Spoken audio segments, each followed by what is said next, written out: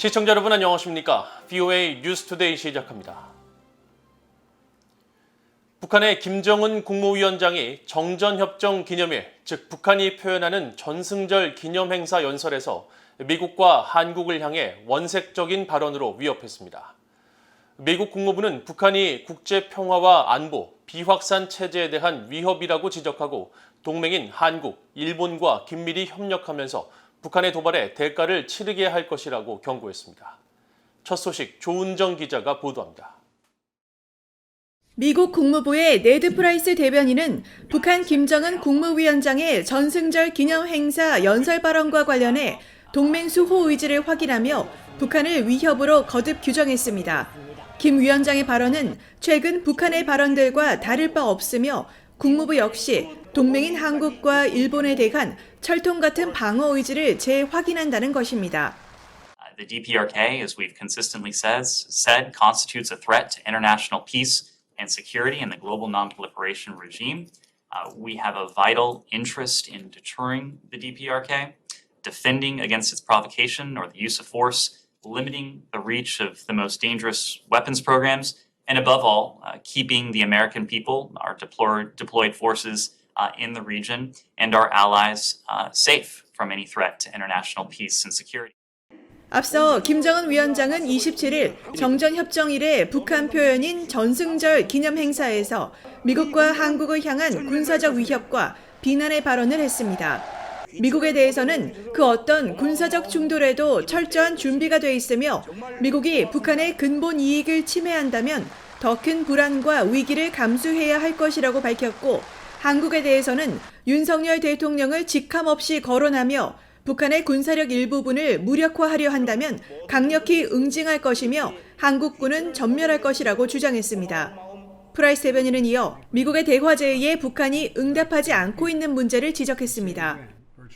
Now, of course, we have not heard a substantive response or certainly any indication that the DPRK at present is seeking to take us up on that offer. But in the interim, we'll continue to coordinate closely with our treaty allies. And will continue to impose costs and consequences should provocations continue to emanate from the DPRK. 프라이스 대변인은 또 비핵화라는 가장 중요한 목표를 진전시키기 위해 한국, 일본과 일치된 협력 관계를 추진하며 조 바이든 대통령과 토니 블링컨 국무장관, 성김 대북특별대표 등은 한국, 일본과 대북 정책을 조율하고 있다고 밝혔습니다. 프라이스 대변인은 그러면서 미국은 북한에 대한 적대적인 의도를 갖고 있지 않고 대화와 외교를 추구한다는 점을 거듭 밝혀왔다고 강조했습니다. VOA 뉴스 조은정입니다. 8월 1일부터 26일까지 뉴욕 유엔 본부에서 제10차 핵확산 금지 조약 NPT 평가회의가 열릴 예정인 가운데 북한 핵 문제에 대한 본격적인 논의는 두 번째 주부터 시작될 것이라고 유엔 군축실이 밝혔습니다. 유엔 군축실 대변인은 27일 VOA에 NPT 평가회의의 둘째, 셋째 주에 분과위원회 일정들이 진행되며 북한의 핵 프로그램 문제는 제2위원회가 다룰 것으로 예상한다고 밝혔습니다. 제10차 NPT 평가회의의 3개 분과위원회 중 제1위원회는 핵 군축 문제를, 제2위원회는 안전조치 협정과 비핵지대, 제3위원회는 핵 에너지의 평화적 이용을 논의합니다.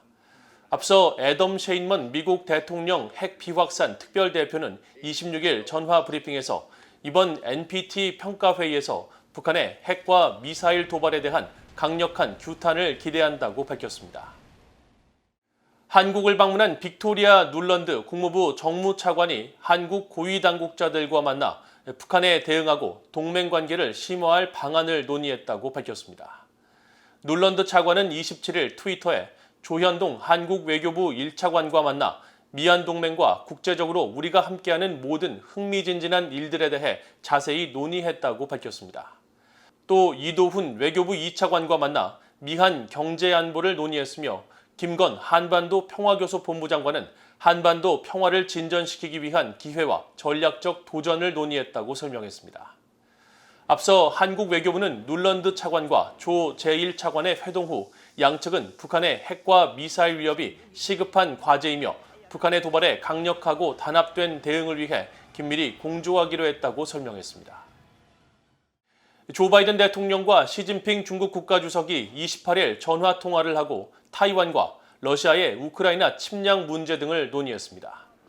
백악관은 이날 보도자료를 통해 이번 통화가 양측 간 차이를 관리하며 이해가 일치하는 부분에서 서로 협력하기 위한 노력의 일환으로 두 정상이 양자 관계와 다른 영내, 국제 문제 등 중요한 여러 현안을 논의했다고 밝혔습니다.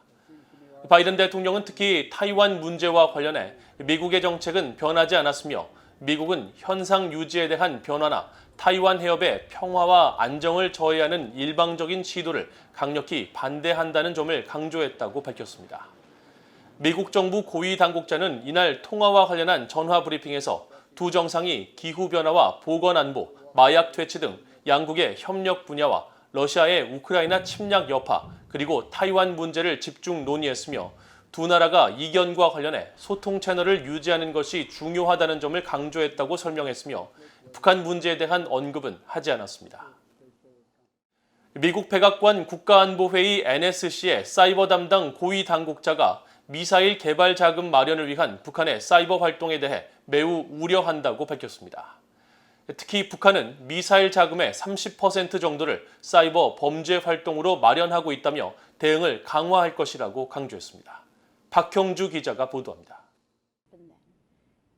백악관 국가안보회의 NSC의 앤 뉴버거 사이버 신기술 담당 부보좌관은 28일 미국 민간연구소인 신미국안보센터가 주최한 대담에서 북한의 사이버 역량을 매우 우려한다고 밝혔습니다.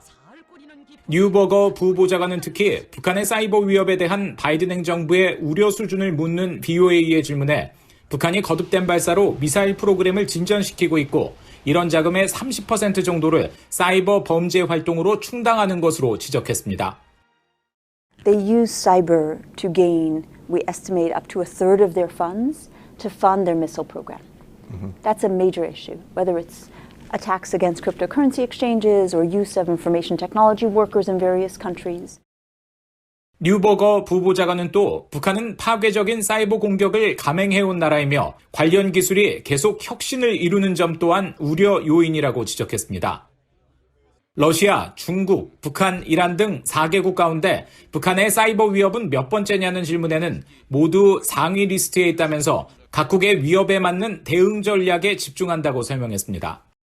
Because they each use cyber attacks, whether for espionage or for destructive purposes, to achieve their national objectives. So I won't rank order them because we are concerned about each and have very focused strategies to address each. 뉴버거 부보좌관은 그러면서 북한의 악의적 사이버 활동에 대해 더 위험하며 더 부담스럽고 어렵게 만들기 위한 추가 노력을 강화할 것이라면서 최근 한국을 방문해 이 문제를 논의했다고 밝혔습니다. So we talked about how we work together to make it harder for DPRK, North Korea, to gain funds to support their missile program via cyber. 앞서 백악관 NSC는 뉴버거 부보좌관이 25일부터 27일까지 미한 동맹의 협력을 심화하기 위해 한국을 방문했다고 밝혔습니다. 그러면서 북한의 사이버 위협 대응 방안 등을 논의하고 사이버 범죄와 관련된 돈 세탁 방지, 암호화폐 보완, 역량 구축과 정보 교환 등을 위해 한국과 협력하겠다는 미국의 약속을 강조했다고 NSC는 설명했습니다. VOA 뉴스 박형주입니다. 미국 하원 외교위원회의 그레고리 믹스 위원장은 한국전쟁 정전협정 체결 69주년인 27일 참전 용사들의 봉사와 희생을 기리며 한반도의 지속적인 안보 도전을 지적했습니다. 믹스 위원장은 27일 VOA에 보낸 성명을 통해 조 바이든 대통령의 한국전 참전용사 정전기념일 선포를 높이 평가한다고 밝히고 이것은 한반도의 최종적인 평화 정착을 위한 노력 속에 미국 국민들이 한국전 참전용사들의 헌신을 기억하고 직면한 안보 도전을 인식하도록 한다고 강조했습니다. 바이든 대통령은 한국전쟁 정전일인 7월 27일을 한국전쟁 참전용사 정전기념일로 선포하며 1950년 6월 미국은 북한 공산정권 그리고 궁극적으로는 중국에 대항해 벌이는 한국의 싸움에 동참함으로써 3년간의 격렬한 전투 끝에 유엔군 사령부를 지휘하는 미국과 중국, 북한 대표단이 정전협정에 서명했다고 밝혔습니다. 북중 화물열차 운행 중단 사태가 장기화되고 있는 가운데 대규모 소독시설이 들어선 북한 의주 비행장은 과거 유입된 화물로 여전히 포화 상태를 유지하고 있는 것으로 나타났습니다. BOA가 최근 촬영된 플래닛 랩스의 위성 사진을 살펴본 결과 의주 비행장에는 과거 유입된 화물 일부를 제외하고 상당 부분 같은 자리를 지키고 있었습니다. 북중 접경 지역에 위치한 대규모 소독시설인 의주 비행장은 열차를 이용해 중국에서 넘어온 화물들이 보관되어 온 장소로 앞서 BOA는 북중 화물열차 운행이 재개된 올해 1월 이후 이곳에 화물이 쌓이는 모습을 포착해왔습니다. 하지만 지난 4월 중국 단둥에 퍼진 신종 코로나 바이러스의 영향으로 북중 화물열차 운행이 다시 중단됐고 이후 몇 차례 새로운 화물이 유입된 사실이 관측됐지만 전반적으로 그때와 별다른 차이는 없는 것으로 확인됐습니다. 이상으로 BOA 뉴스투데이를 모두 마칩니다. 시청해주신 여러분 고맙습니다.